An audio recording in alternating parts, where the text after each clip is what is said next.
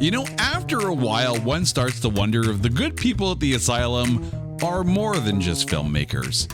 They may just be propagandists, pushing the shark agenda to the forefront with their cleverly marketed cries for justice against humankind. Or maybe they just like sharks. Either way, it's time for us to find out if five-headed shark attack is not that bad.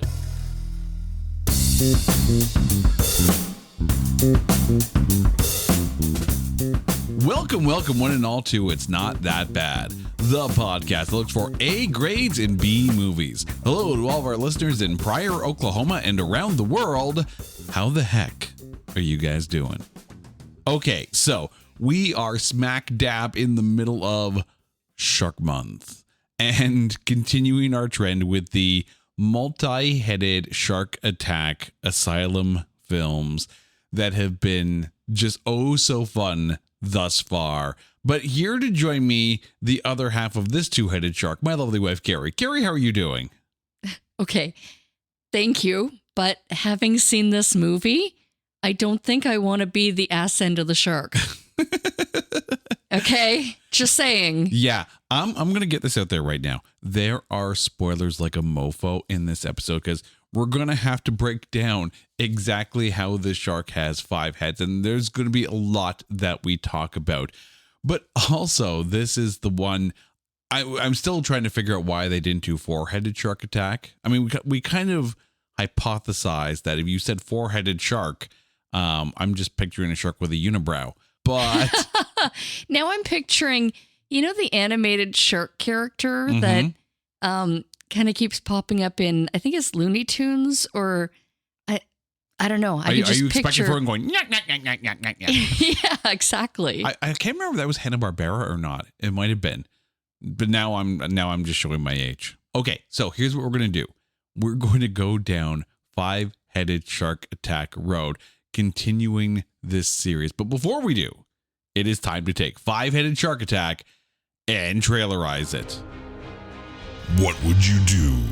How far would you go to get your hands on a potentially game-changing showpiece for your aquarium? How many lives would you sacrifice?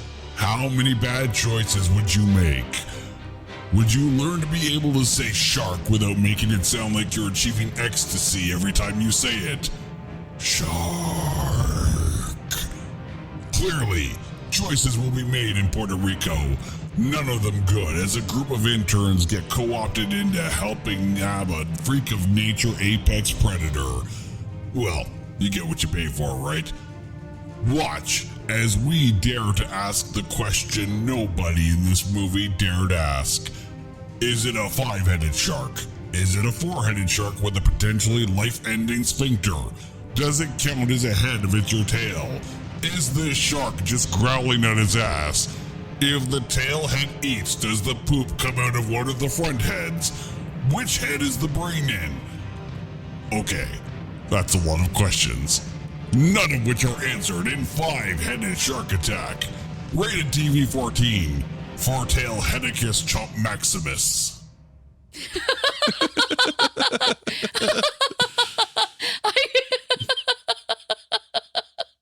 I think I broke Carrie. I'm pretty sure I broke Carrie.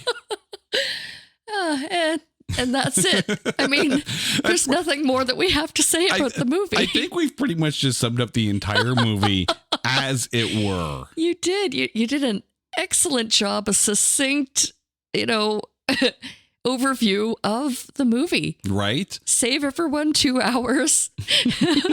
Let's call it a day. All right. Well, thanks for listening, everybody. This has been, it's not that, no, I'm kidding. We still have a lot to talk about for this movie, but let's get into who is in it. The movie stars Chris Buono, Nikki Howard, Jeffrey Holzman, Lindsay Sawyer, Chris Costanzo, Amanda Mendez, George Navarro, Nicholas Nin, Yanuel Colon, and Michelle Cortez. Directed by Nico De Leon and produced by the ever so good folks at the Asylum. But as always with the Asylum, no budget is listed, and it was released on the Sci-Fi Network, so no box office. And the reason why we are here, not just to celebrate Shark Month, but the critics. Over Rotten Tomatoes, the shark ate the critics. So there is no official tomatometer. However, the popcorn meter sits at 33%. Over at IMDb, 2.9 stars out of 10 for a 29% score. Letterboxd, 1.8 stars out of 5 for a 36% score. And at the movie database, a 42% score, giving this film the aggravated aggregate of 35%. So, Kara, I'm just going to throw that 35% at you right away. Too high, too low, or spot on? I think it's fair. I do. I don't know if I would put it in the 40s. And you know what? It wasn't awful. As much as I can't believe I'm saying this, it wasn't awful. And I would say 35 is probably a fair number. I'm thinking it's a little high. You think so? And now hear me out. There's a reason why I say I think it's a little high. So, as we talked about last week, I actually quite enjoyed Three-Headed Shark Attack, but our aggravated aggregate for that one sits at 34.25%. So the aggregate score on this one is actually higher than Three-Headed Shark Attack. Now, I wonder if that's just taking a look at that film and going, oh, Danny Trejo's in this, it should be better. Or Rob Van Dam's in it, so that squares. But here, I'm not going to lie, I have not heard of any of the actors in this film prior to actually watching the movie. Like, I don't know about you, but I went into this. The only thing I knew, the only person I knew out of this was like the shark. And it's not even the same shark. So I went into this assuming that it would be the 5-headed shark that we met in the 3-headed shark movie. Right? But here we are, and we meet a 4-headed shark in the 5-headed shark movie. And as we're watching it, I'm like, okay, where's the 5th head? But wait for it. If you look at the tail, it's a head. Or is it tails? I don't know. Call it heads or tails. Flip the coin. Flip the shark. Heads you lose, tails you lose either way. But let's get to the breakdown. We start with Nikki Howard, who played Dr. Angie Yost. Your thoughts on her? I liked her. I liked her for an actress that, okay, let's blanket statement. I don't recognize a single actor, actress. I don't recognize a single face from this movie. I'm glad I'm not the only one, but go on. Or names, right? Like, honestly, it's a complete unknown cast. But you know what? There wasn't a single bad performance. I mean, aside from Shark. But I think the actors did it well. I really enjoyed her performance. Yeah. I thought she carried her own.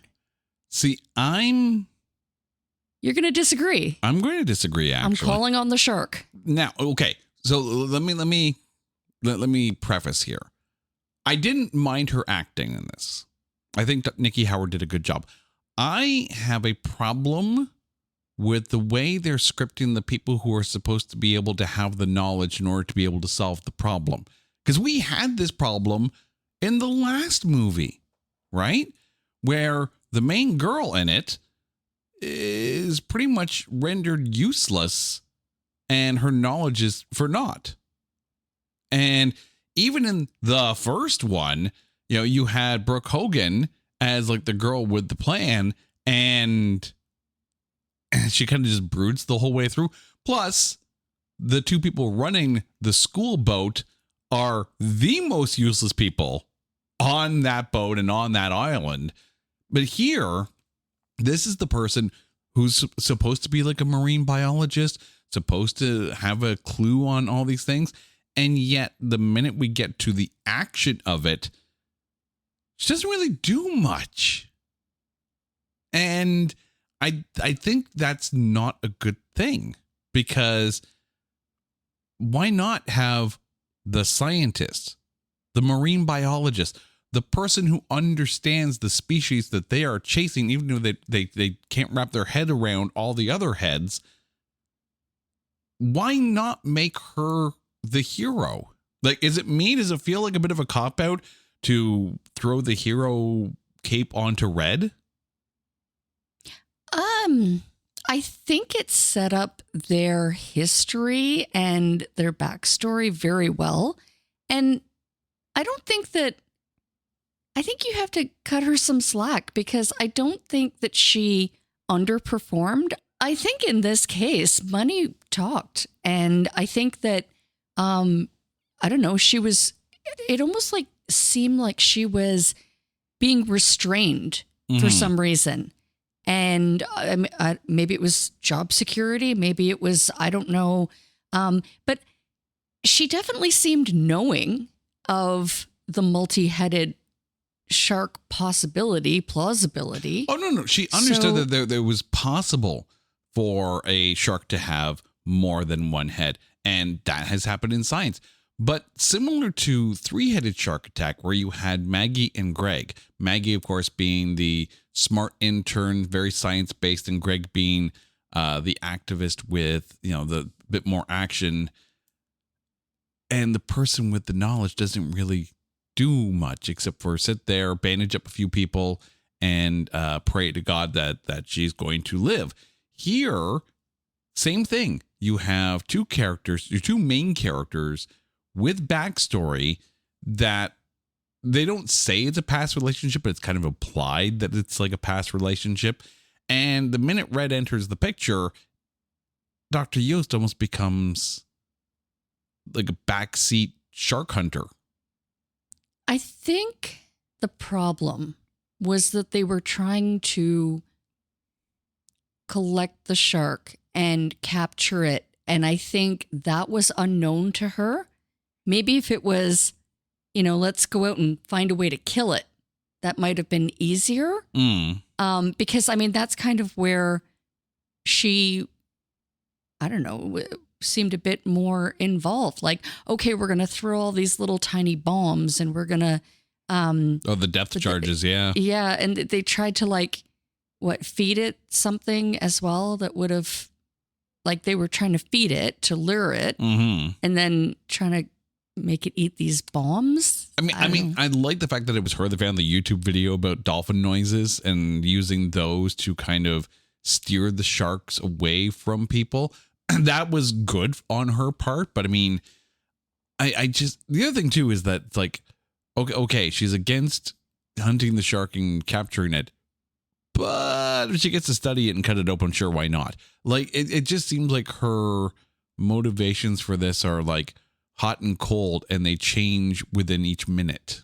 I can see that, but that's a scripting issue, though.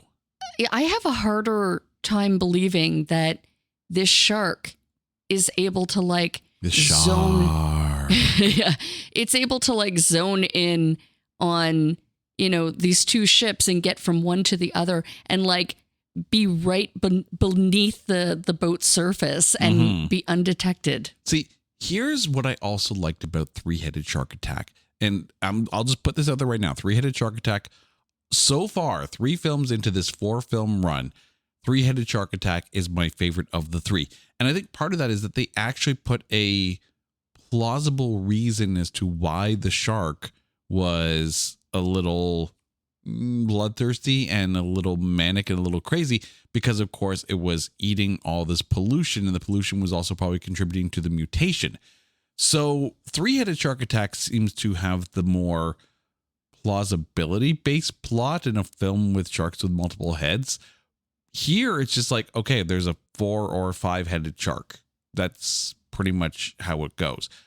But yeah, the scripting just does not do Dr. Yost justice. I think Nikki Howard did well with what she was given, but yeah, it's just another case of the smart person scripted poorly so other people can have all the action. Other people, like Chris Buono, who played Red. Your thoughts on the Shark Hunter? I liked him. I liked when he shared his backstory, and it was almost kind of in that moment, I'm like, whoa, that the script just picked up there, they finally came to play. Okay. I'm so glad you brought this up. This was the biggest anticlimactic backstory of someone's nickname that I think I've ever heard in a film. Do you want to know why they call me Red? I'm like, oh my God, there's gonna be this big story. It's like, yeah, I got in a fight with a shark and I came out and there was the blood all over the place and they said, hey, Red. I'm like, really? This is like sitting down at your local watering hole. I'm not talking like a fancy pub. I'm talking like a watering hole. I'm talking like some kind of deep, seedy pub where people haven't left the bar stools in 7 months. That kind of par, right?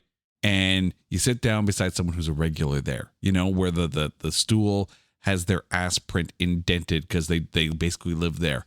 And they're going to tell you their life story. It's going to take about 3 seconds, but it's going to be the most anticlimactic thing. It's like, you want to know why they call me Red?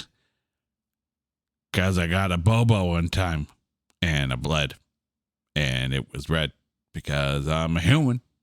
Okay, no, I think you have to give him more credit than that. He was wearing like the biggest shark tooth, and as well, the good doctor had a shark tooth. Okay, but they don't call her Blue. Well, come on. No, you know what? I mean, there's the other thing too. Had there been something where it's like, you know, she's wearing another tooth from that, although it just had 2 teeth, and it's vampire shark. It's Sharkula, which there is a Sharkula film. We may have to revisit that for next year's Shark Month. Oh, dear. Oh, yeah. Oh, thanks to the people of the Asylum, we're never going to run out of shark films. There's like a Jurassic shark and Piranha shark. And sharks, Sharkaconda or something like that. Or, and Shark Side of the Moon. Mm-hmm. No, it's Piranaconda. Piranaconda. Oh, that's right. Yeah. Or was it Piranacuda or something like that? There are so many permutations and combinations. Like, I'm basically waiting for like shark piranha or whatever, some kind of just basically something that eats, and we'll put it together with something else that eats. But the thing with Red, I find, is that Chris Bono did a really good job.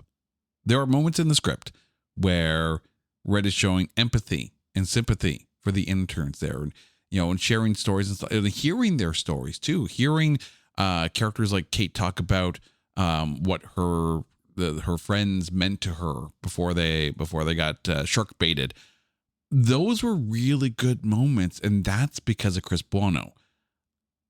I think he had the best scripting. Like, he was breaking up fights. He was listening to the characters. He was actually kind of the leader. And, was very self-aware too. He's like, this is my ship. And, he was a strong enough character to be able to hold his own against the I don't know, money man. Maybe I'm just being too didactic on that one scene, because I found the backstory behind his nickname was just it felt misplaced. I think that's what it is, right? I don't think so. I think it was the lead up to his heroic end, not his end. He survived. The shark didn't fare so well. But that also, takes away from the heroic axe dive that the other guy did in the previous film. Okay, but he didn't get a tooth from this shark. He didn't get because the other guy died.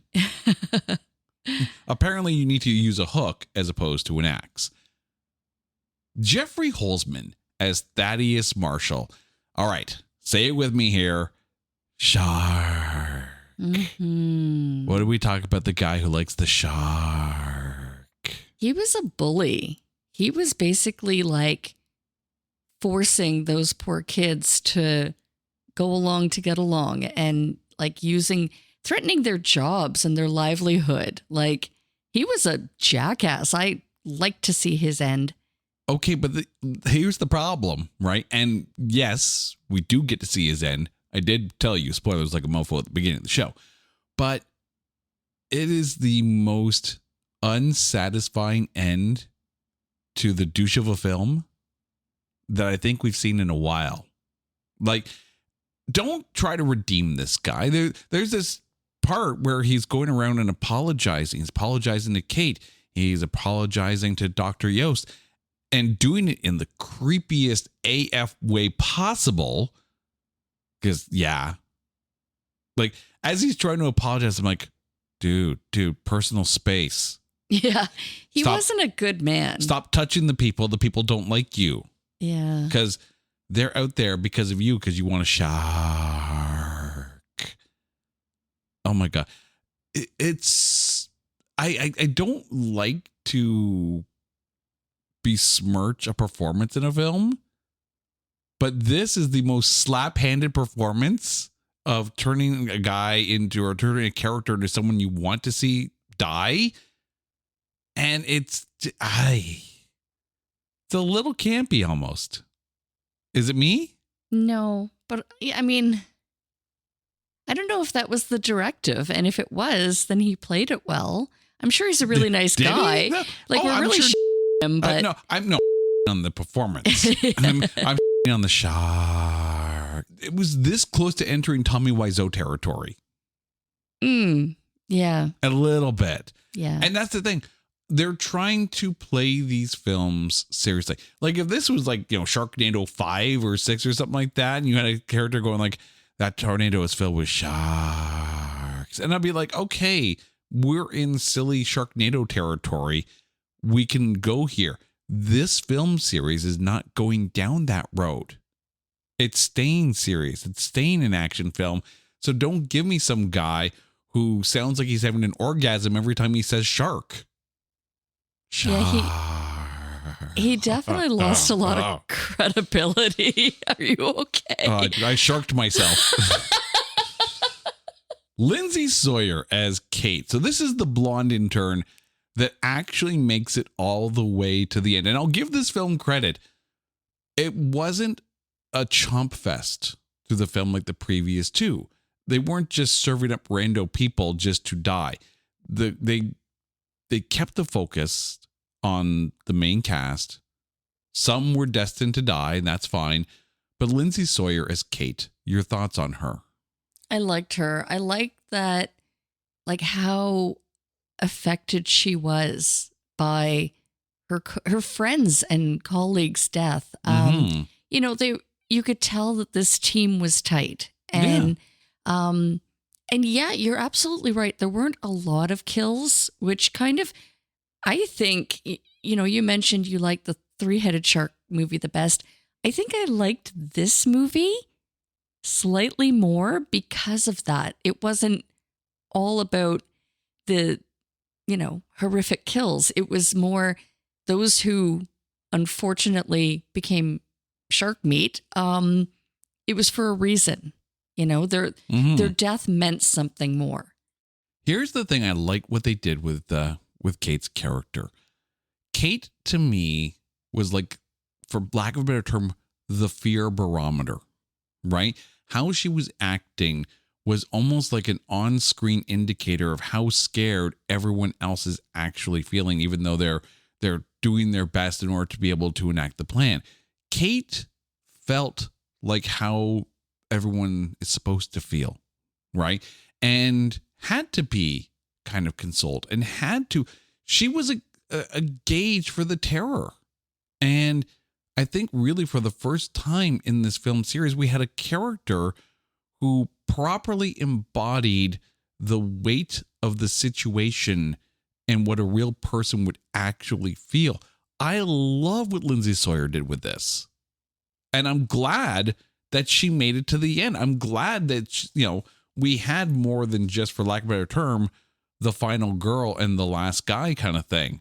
So, yeah. By the way, we're going to get to talk about her in a little bit, because she's in one of the films that we have slated for this year's Mocktober.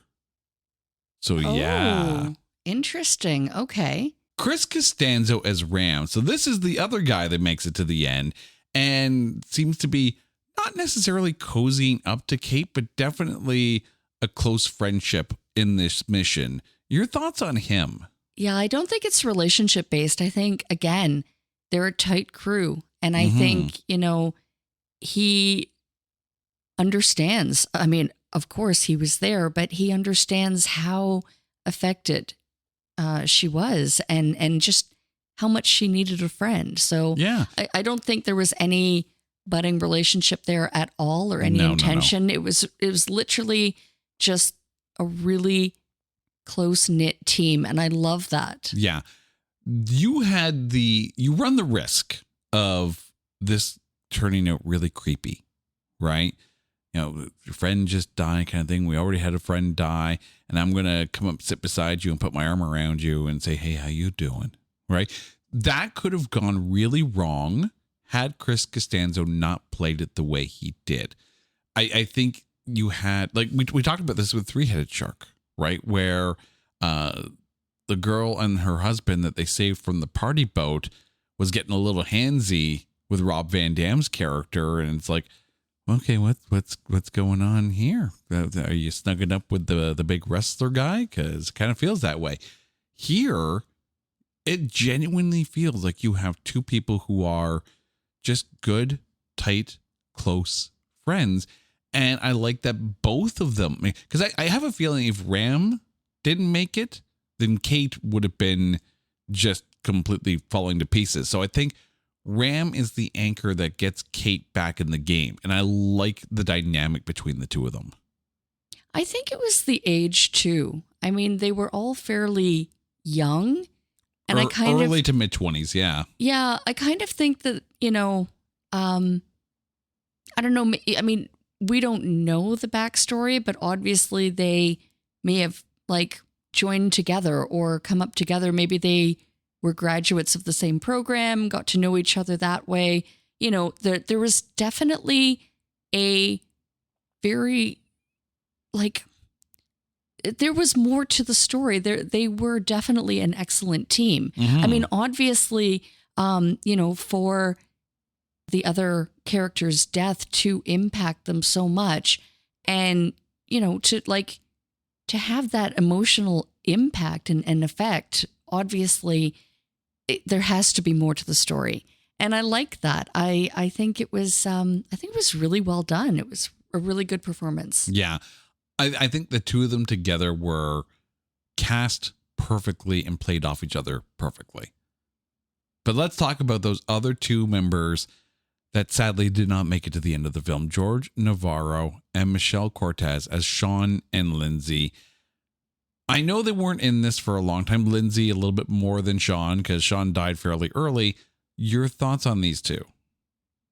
Again, we didn't really get to know them, but Sean less so, definitely. But there was obviously, a purpose. Each member of the team had their own role and their own weight. And definitely, as I mentioned, it seemed to be a really tight-knit crew. Like, especially when, their jobs were being threatened. And you could tell that was more than just like a job to them. Yeah. That was their livelihood. That was their life and their their social circle. Yeah, right? They're there for a reason. That reason is marine biological research, not to go shark hunting, not to go trapping animals and bring them into an aquarium.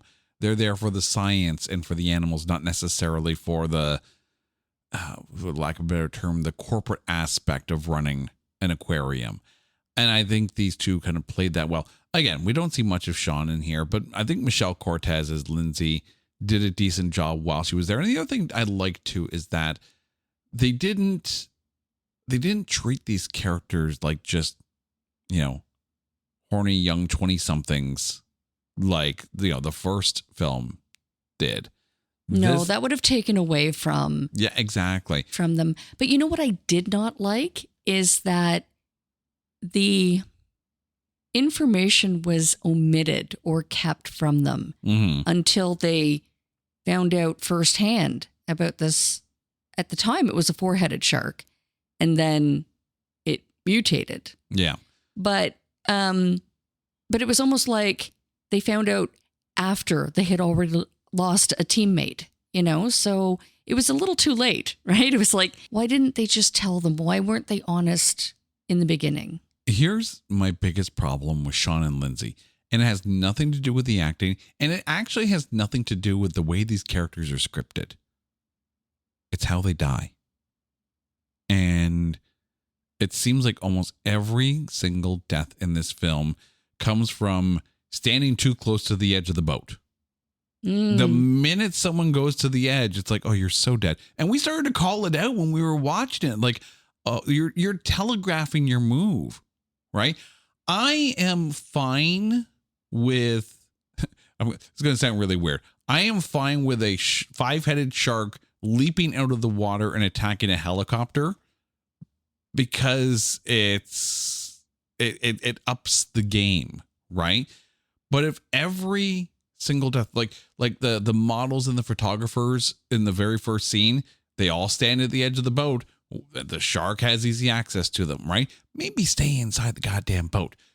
Here, Sean goes to the edge to look in the water. Boom, you're dead. Lindsay goes to the edge to look in the water. Boom, you're dead. Like, do something different. These are horror movie rules, right? You take a look at things like Nightmare on Elm Street and Friday the 13th, and even, to a point, I'm sure Terrifier, where it's like you up the game in your sequels by making the kills a bit more elaborate, and you're almost trying to one up the previous death. Be original. And I don't think that I think this is where this film lacks the most, is originality in shark killings. It's all like the same move. But there's someone on the edge of the boat. Chomp, chomp, chomp. Okay, but you mentioned the helicopter.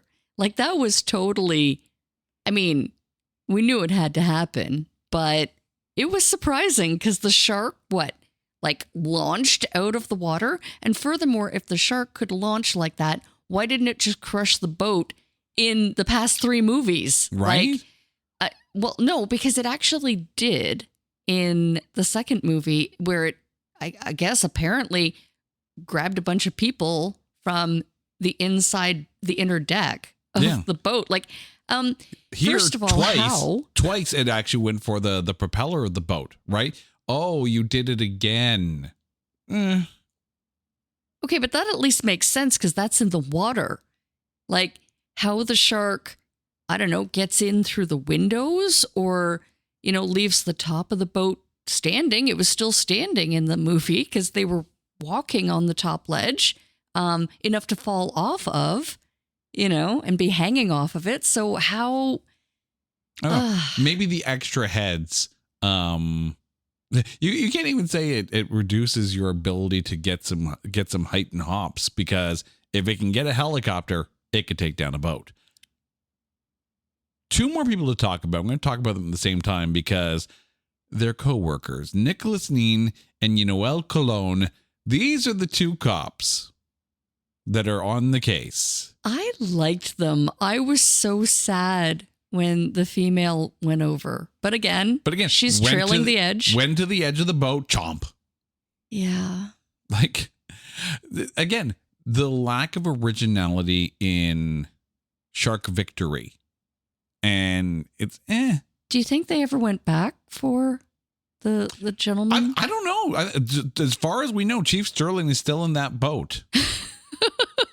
Hoping for a helicopter that's not going to come because it was eaten. Because the helicopter was eaten, which kind of funny, right? Because the previous 2 films, at the end of the movie, this helicopter shows up out of completely nowhere, and then you roll credits. Here comes the helicopter. Looks a little like the same helicopter. Chomp. It's you may as well drop the Monty Python foot on the helicopter this time. Because these cops are the worst cops ever. Oh, come on. They went to the professionals. They went for advice. Yeah. I was kind of hoping they was going to give Chief Sterling a little bit more to do. Because, we spent a little bit of time with them at the beginning of the film, and then they almost become secondary characters. So, I don't know. If you've got a 5-headed shark swimming around your waters and you have photographic evidence of said 5-headed shark, maybe you can spend your time a little bit better by getting the people off the beach. The photo was 4 heads. Okay, this is maybe that's why they didn't call this 4-headed shark, because the other head. But there's the question, right? If your 5th head is in your tail, is it really a head because it's in the tail? Yeah,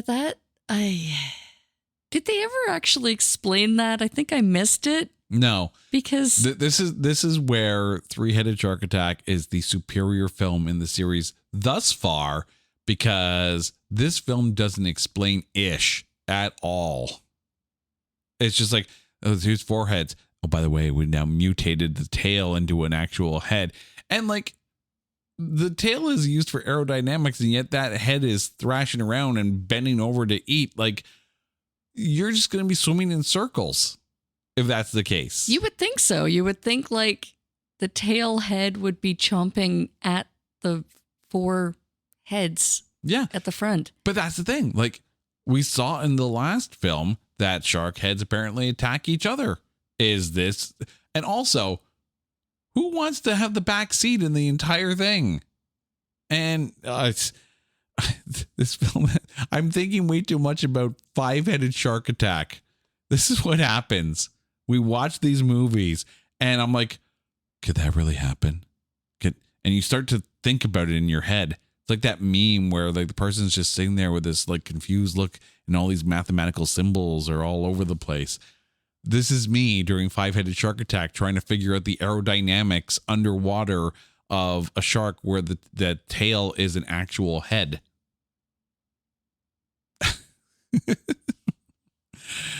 I'm never going to be the same after this podcast, am I? However many years we're around, all the knowledge gleaned from these films is going to be stuck in my head. And I'm going to be that guy at that local watering hole, like sitting down on that stool for 8 months straight going, let me tell you a story about a 5-headed shark. I promise I won't let him get out and do that to anybody. Like, dear listeners, if you ever see me at a bar on a bar stool with a beer in front of me, and it looks like I've had a few more than that, please don't ask me about the shark. You're going to be there a while. All right. Well, now it is MVP time on 5-Headed Shark Attack. Who holds water on this one? I'm going with Red. Okay. I liked him. I know you went off about his backstory, but he's the reason they survived. Yeah. Right? He was the captain of the ship. He was in love with Nick. I was going to say Nikki Howard, but no, but Dr. Angie Yost. Yes. Yes. And I'm so excited for their future wedding. I think of the 3 main people, Dr. Yost, Red, and Thaddeus Marshall. You kind of resold me on Red. I'm still not a big fan of the script during the whole backstory scene. I do agree that Chris Bueno did a very, very good job. Not my MVP, though. And it's definitely not Shark. It's Lindsay Sawyer as Kate, the fear barometer. I'm very curious what she's going to be like when we talk about her during Mocktober. I'm not going to say which movie. I'm going to let you guys discover that one all on your own. But Carrie, thank you so much for this. And we got 1 week left of our Sharkscapade. Shark. But until that time, you guys know the drill. If there is a movie there that you think is unfairly maligned, or there's no way in a shark that we can find anything good to say about it, hit us up on social media at NotThatBadcast, or go to our website, notthatbadcast.com. And while you're there, bookmark that page, because we are not that far away from October. Until next time, she's Carrie, I'm Jay, you guys are awesome. This is It's Not That Bad, a proud member of the Pantheon Podcast Network. Take care.